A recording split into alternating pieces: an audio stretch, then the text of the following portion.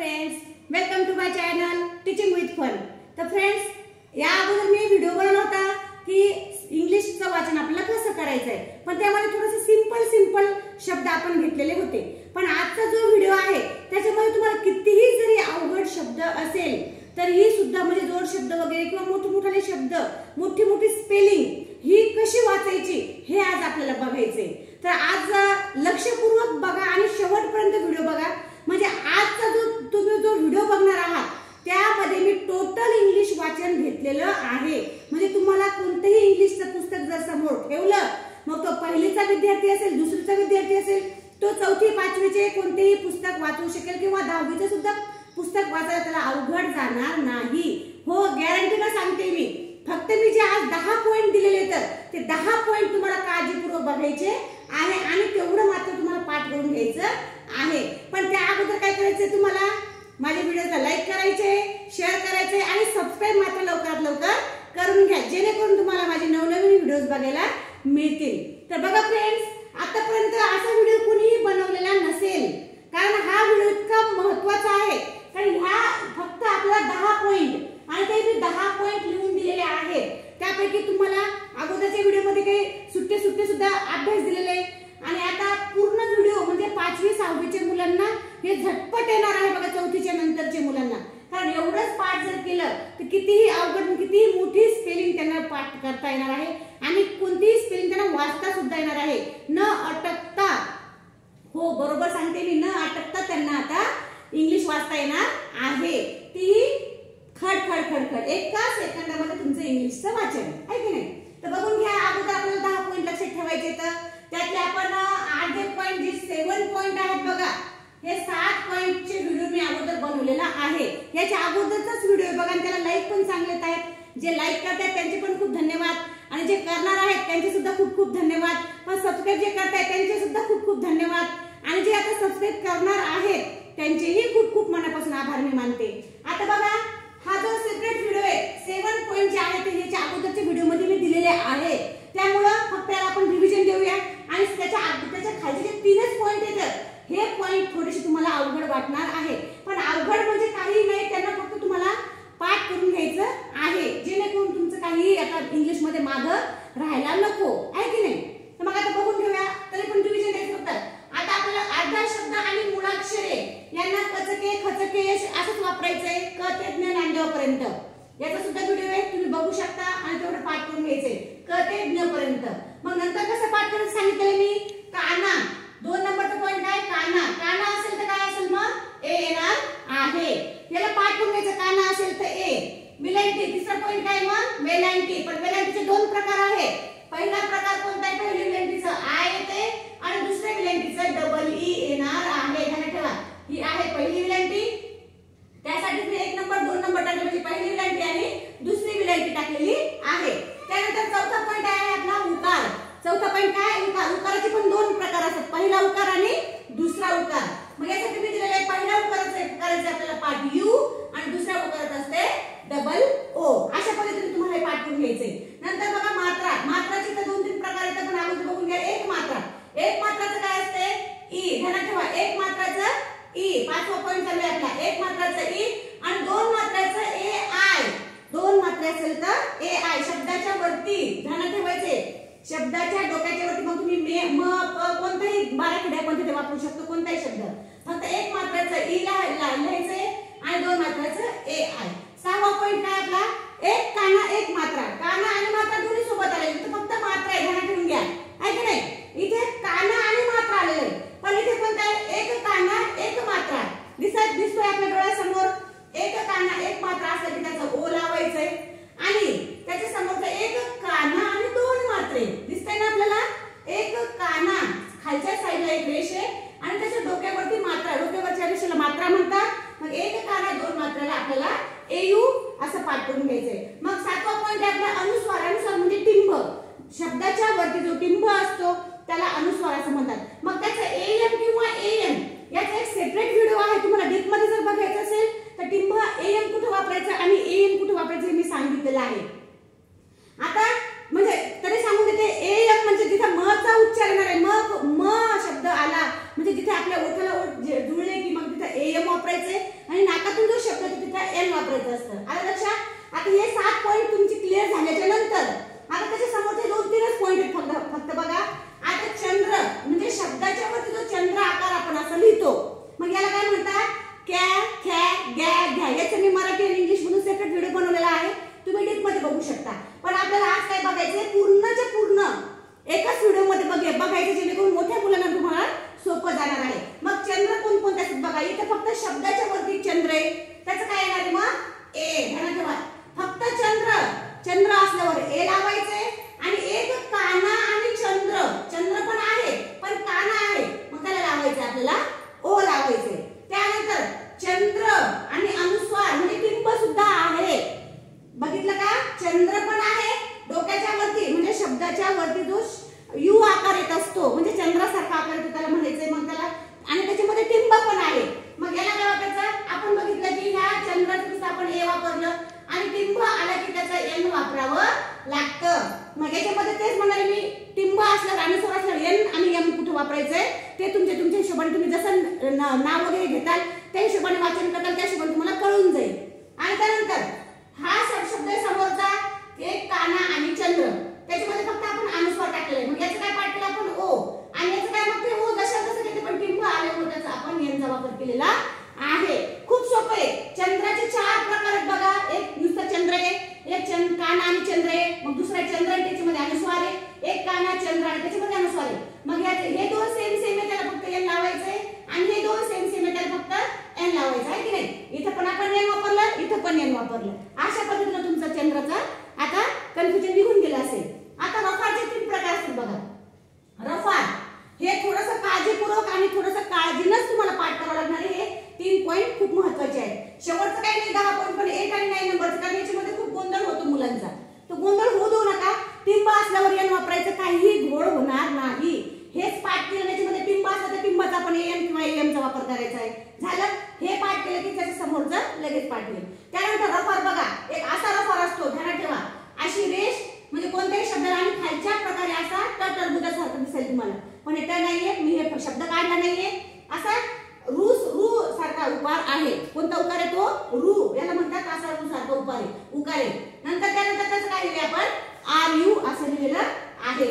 नंतर हा जो रफार आहे क्र, हा खालचा रफार वरचा रफार, याचा पण सेपरेट एक व्हिडिओ आहे, ते पण आपण डबल लिहिलेले आर ए वापरतात. आणि वरच्या रफारला मी आर का वापरले? तुम्ही म्हणतात मॅम आरच वापरले. हो, वरचा रफार असेल तर फक्त आर लावायचे, तेही शब्दाच्या अगोदर. याच्यानंतर जर शब्द येणार असेल तर मग तो शब्द नंतर लिहायचा आहे आपल्याला. पण सगळ्यात अगोदर वरचा रफार म्हटलं की अगोदर आरचा वापर करायचा, नंतर शब्द लिहायचा आहे. आता शेवटचा पॉइंट आहे 10 नंबरचा, रू ऋषीचं. हे याला काय म्हणतात? रू ऋषीचं. मग रू म्हटलं की आर यू येते. फक्त हे तुमचं कन्फ्युजन नाही व्हायला पाहिजे म्हणून ते काढून टाकते मी. रू ऋषीचा शब्द आहे, त्याला आर यू लावायचा आहे. आणि हे श्र आहे, श्रचं काय येते मग? SHRA. अशा पद्धतीने तुमचे पॉइंट जर लक्षात आले तर आता हे तुम्हाला अभ्यास काही अवघड जाणार नाही. आता हे मी बऱ्याच व्हिडिओमध्ये 1-2 व्हिडिओमध्ये तुम्हाला हे दाखवलेलं आहे स्पेलिंग कशी बनवायची. स्पेलिंग बनवायला सोपी जाते, पण जर इंग्लिश मधून स्पेलिंग दिलेली असली तर मग त्याचं थोडंसं आपल्याला वाचन करायला अवघड जातं. हे खूप महत्त्वाचं इंग्लिश वाचनासाठी. तरी पण आपण फास्ट मध्ये घेऊया थोडंसं. आता हे मृचं काय आहे मग? MRI. कारण क्रचं आपण रफारचं काय घेतलेलं असं रफार असलं खालचा आर लावतो त्याला. विलंब असल्यामुळे आय. मृ हे गा आणि क्षीचं KSHI. नंतर ड. आता आपण हे चंद्र घेतलाय, चंद्र आहे. मग डचं काय घेतलं आपण? DO डॉ. आणि गीचं GI. झालं की नाही? डॉगी हाला शब्द. आता मॅचं काय येतं मग? MA. बघून घ्या आणि पाठ करा. पाठ केलेला असल्यावर तुम्हाला झटपट येईल म्हणते. आणि त्याचं टीम झालं मॅट. त्यानंतर सँडी. आता मी सॅक आणि मॅ एक सारखंच, फक्त त्याच्यामध्ये अनुस्वार आहे. मग याचं घेतलं आपण SA. आणि टिंब असल्यावर एन किंवा एम लावायचं असं. पण सँडी म्हणजे नाकातून स्वराला म्हणून आपण SAN घेतलं आणि डीचं DI घेतले. आता हे क्रू सारखा रफार आहे, मग याला काय घ्यायचं? पण तो शब्द कोणता आहे? मृ. मग MRU अशा पद्धतीने येणार आहे. अर्धा शब्द असेल त्याचा पण सेपरेट एक व्हिडिओ आहे, जोड शब्दाचे स्पेलिंग कसे बनवायचे. मग याचं एन न असल्यामुळे एन फक्त एन वापरायचं. आणि मचं काय येतं मग? MA. ज्या शब्दाला काना मात्रा नसतो त्याला ए लावावं लागतं. आणि इथं काय येतं मग? YI. आता डॉंकी. आता डॉचं तुम्ही DO सांगितले आहे की नाही? क ख ग ढ. त्यानंतर फक्त टिंबचं एन लावायचं डाऊन, आणि कीचं काय लावायचंय के आय, पण याचे ओरिजिनल शब्द काय आहे DONKEY येते. पण अगोदर हे समजून घ्या, त्याच्यानंतर तुम्हाला हे समजायला लागेल, कारण आपण स्पेलिंग पार्ट केलेली असली की मग आपला त्याच्यातलं कन्फ्युजन निघून जाणार आहे की नाही. मी फक्त तुम्हाला समजून सांगण्यासाठी, कारण ते समजलं नाही तर तुम्हाला त्याच्या समोरचं काही समजणार नाही की कोणत्या ठिकाणी काय वापरायचे. मी शब्दशः अर्थ घेत आहे इथं आहे की नाही, म्हणजे जे इथं लिहायचं आपल्याला ओरिजिनल ते घेत आहे. पण काही काही थोडे थोडे चेंजेस होत जातात इंग्लिश विषय म्हटलं की, कारण कोणी कसं लिहिते, कोणी कसं त्याचा वापर करतात, कोणी वायचा वापर करतो विलेंट आल्यावर शेवटच्या शब्दाला की असलं की कोणी वाय लिहितं आणि कोणी आय लिहितं. त्यासाठी आपण हे मी तुम्हाला दोन्ही सांगितले. आता भार्गवीचं काय BHA भा ग, म्हणजे अगोदर आर आला पाहिजे बघा, ग म्हणजे गच्या वरती रफार आहे, मग अगोदर आर नंतर ग आणि VI हे पुन्हा झालेले आपल्या दृश्याने सारखं. आता मग हे जे खालचे शब्द मी दिलेले आहेत तुम्हाला, मग तुम्ही अशा प्रकारचे शब्द आता तुम्ही बनवू शकता. आता त्याच्यानंतर आपण समोरचं बघूया. आता आपल्याला जेव्हा मुलांना शिकवायचंय, जे टीचर वगैरे असतील त्यांच्यासाठी सांगते मी की इंग्लिश वाचन कसं येईल, तुम्ही कसं शिकू शकता. आता मी काय केले तुटक तुटक शब्द दिलेले आहेत, जेणेकरून मुलाला सुरुवात जी आहे ती एकदम सोपी केली पाहिजे बघा. हो, कारण याशिवाय त्यांना इंग्लिश कळणार नाही. आणि आपण जर सगळे शब्द एकत्र करून दिले तर मग त्यांना ते वाचताच येणार नाही, त्यांचा खूपच घोळ होत जातो. मग अशा पद्धतीने आपण त्याला लवकर शिकू शकत नाही. मी सुद्धा हीच पद्धत वापरते, आणि ही पद्धतीची जर त्यांना सवय लागली तर मग त्यांना इंग्लिश मग नंतर वाचता येते. मग बघा, एवढं वाचून त्याला ते पुस्तक ठेवा आणि वाचायला सुरुवात करा. जर नाही आलं तर मग मला सांगा आहे की नाही. पण मी जसं सांगते की तुम्हाला हे 10च्या 10 पॉइंट तुम्हाला क्लिअर करावं लागेल, कारण हे चुकलं तर मग तुम्हाला हे काही येणार नाही. आलं लक्षात. आता बघा, हे अचं काय येतं ए आहे की नाही, हे PA चं काय येईल प ना. आता बघा नचं येणार आहे, न किंवा नाचं, पण आता हे आर शब्दाच्या अगोदर आर आले म्हणजे आपल्याला अगोदर न लिहावं लागल, नलकाना ना हे नाच येतं आणि रफार वरती ध्यानात ठेवा.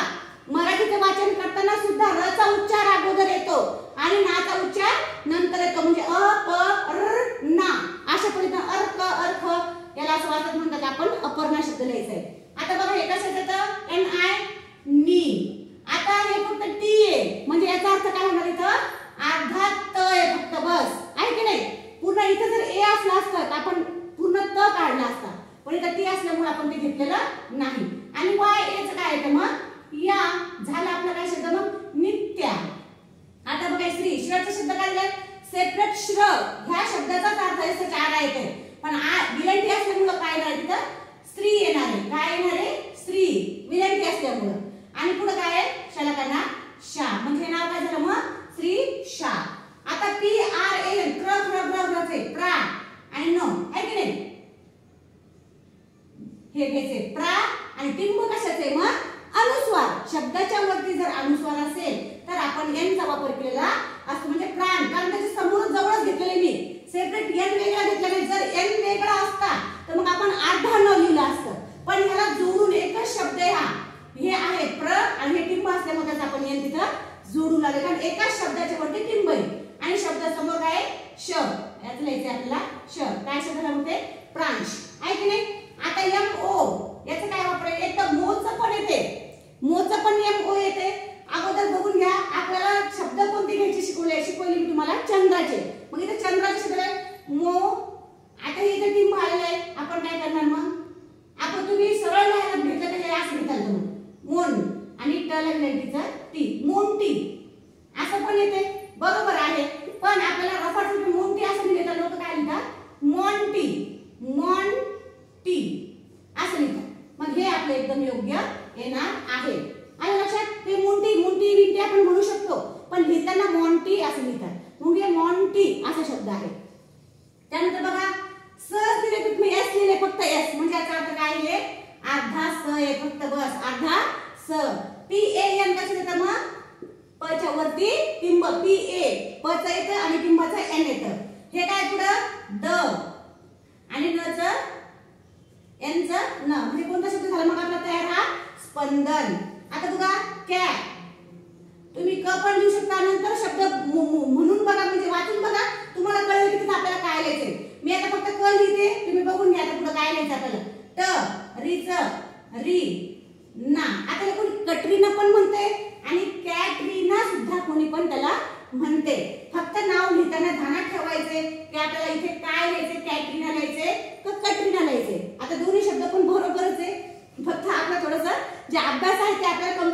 बघायचं आहे की नाही, त्या हिशोबाने आपण शब्द लिहित आहोत। आता हे क्रू, आता कोणता रफार आहे, खालचा रफार आहे क्रू आहे की नाही, KRU असल्यामुळे क्रू। आणि हे काय आहे, अर्धा श, कारण अर्धा शचं SH येत असतं। आणि हे काय आहे, कशाचं आहे, नलकाना ना, कोणतं नाव झालं मग आपलं हे, कृष्णा। आता हा शब्द आहे व आहे की नाही, अर्ध म्हणजे धच्या वरती, धच्या वरती ध अगोदर लिहून घ्यायचे, समोरचा शब्द अगोदर घ्यायचा आहे आणि रफार त्याच्या वरती द्यायचा असतो। मराठीमध्ये पण ध्यानात ठेवा, जो शब्द आपण वाचतोय म्हणजे हे व ध म्हणजे नंतर DHA त्याच्या अगोदर आर लावल्यामुळे आपल्याला रफार देऊन त्याचं वाचायचं आहे व ध। आणि हे काय समोर शब्द येण असल्यामुळे इथं न लिहायचे, काय नाव झालं मग, वर्धन आहे की नाही। आता JO म्हणजे कसं देते आपण, जॉ आणि य, जॉयचं JOY असे येतं।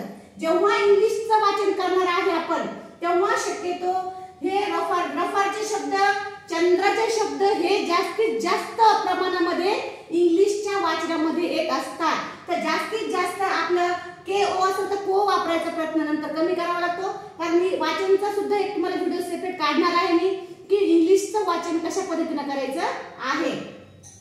आता तुम्ही हे कसं आहे, थोडीशी सुरुवात करायची, म्हणजे सुरुवात म्हणजे आजपासून तुम्ही सुरुवात करायला हे तयार असायला तर ह्या व्हिडिओ बघून आहे की नाही। मग त्याला जॉय, आता हे काय फॉ, हे बघा मी म्हटलं आता तुम्हाला इंग्लिशच्या शब्दामध्ये असे शब्द नेहमी येणार आहे, आढळलं एल असल्यामुळे आढळलं आणि ट चं टी, फॉल्ट, फॉल्ट शब्द फॉल्ट येत असतो की नाही कुठेही लाईन मध्ये वगैरे, मग त्याला काय म्हणतात फॉल्ट आहे की नाही। मग आता SAN हे काय झालं मग, सॅन आहे की नाही, SA सॅचं सचं येतं आणि टिंबाचं असल्यामुळे त्याच्यामध्ये टिंब द्यायचं, चंद्र देऊन सॅन ग, गणपतीचं आहे की नाही, हे झालं सॅंग। आणि सॉन्ग, सॅंग सॉन्ग आहे की नाही, हे ओ आल्यामुळं इथं आपण काना देऊन सॉन्ग असा शब्द वापरला, हे झालं सॅंग आणि ते काना देऊन वरती चंद्र त्याच्यामध्ये अनुस्वार टाकलेला आहे, मग झालं सॉन्ग। आता हे काय ब अर्ध आहे बघा, फक्त बी लिहिले मी, याला AN कशाचं येतं, लँग आहे की नाही, हे KE कशाचं येतं मग, के आणि ट चं टी, ब्लँकेट। अशा पद्धतीने आता हे पण सोपं शब्द आहे, LON कशाचं येतं, लॉंग आणि जी चं ग। अशा पद्धतीने तुम्हाला शब्द जर हे कळायला लागले तर इंग्लिशचं वाचन आजपासून तुम्ही रेडी आहात वाचण्यासाठी 100%। लगेच हे एवढं जर व्हिडिओ बघितला तर बघा पुस्तक समोर काढा, पण हे पाठवून घ्या। हे तुम्हाला न बघता कधीही जरी विचारलं तर, तुम्हाला झोपेतून जरी विचारलं, तुम्ही उठलात आणि विचारलं तर तुम्हाला याचा अर्थ सांगितला आले पाहिजे, कोणते पॉईंट, फक्त हे 10 पॉईंटचे, आलं का लक्षात। मग आता माझ्या व्हिडिओला लाईक करा, शेअर करा, सबस्क्राईब जरूर करा। खूप खूप धन्यवाद, थँक्यू।